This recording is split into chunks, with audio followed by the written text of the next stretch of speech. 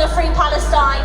We have proved that again today, but we don't stop here. We will keep marching, we will keep organising, we will keep speaking up until there's a ceasefire, until the siege is lifted, until the occupation ends and Palestine is free.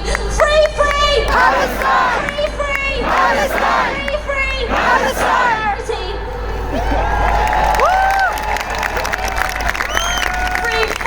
Palestine! Free, free! Palestine! Free, free! Palestine! Now, London, this week we have seen an incredible mobilisation from school-aged children across the country who have all come together to say that they feel the pain of the Palestinian people deeply and that they want to be the generation that says Palestine will be free. Now, our next speaker represents approximately 510,000 of their teachers and educators across the country.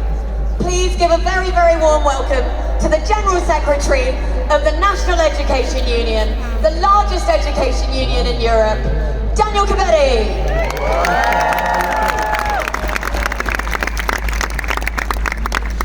More than 11,000 Palestinians have been killed in Gaza.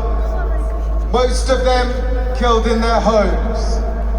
More than 4,500 are children. Another 1,500 children lie buried beneath the rubble. The UN General Secretary has said that Gaza is becoming a graveyard for children. There is no safe place in Gaza, north or south.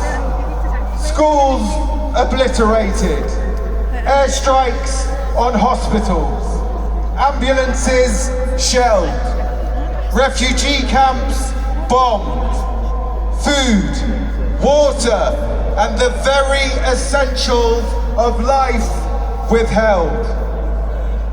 This is a war against civilians, a war against children. This collective punishment of the civilian population of Gaza, a war crime. And where is our government? Where is our Home Secretary? Suella Braverman, the Home Secretary of hate.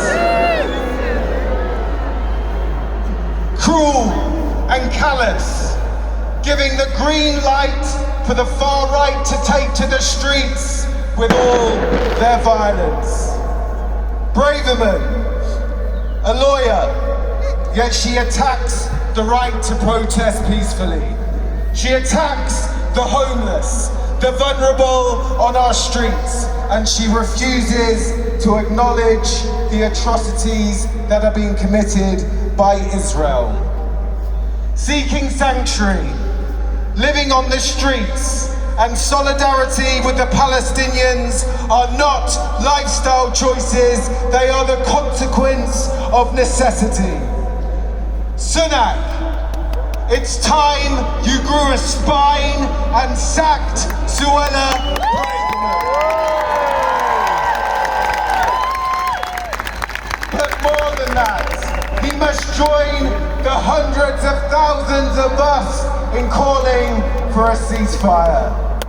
Because we need a ceasefire now, a ceasefire, not a pause so the hungry can be fed before their lives so brutally taken. We need a ceasefire, as advocated by all UN spokespeople and humanitarian bodies, by the Scottish Government, by the Welsh Senate, by Oxfam, by Save the Children, by Amnesty, and by all people with a conscience. We need hostages returned. We need the electricity and water to be switched back on, and the fuel, medical supplies and humanitarian aid to enter freely into the Gaza Strip. We need the bombardments to stop. We need the tanks to leave. We need the siege of Gaza to end. We need the killing and detention of Palestinians without trial in the West Bank to cease.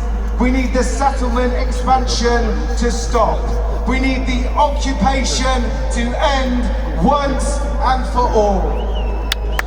We need an end to the anti-Semitic and Islamophobic harassment and attacks in the UK and around the world.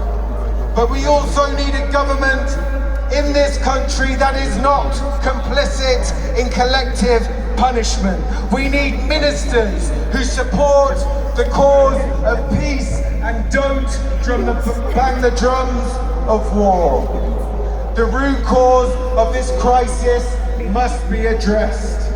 We need a political resolution which enables Jewish children and Arab children to live lives of dignity, safety, security and solidarity. One in which they can learn together, know each other and learn to love each other as fellow human beings. We can build this future. We can build a tomorrow of peace. Cease fire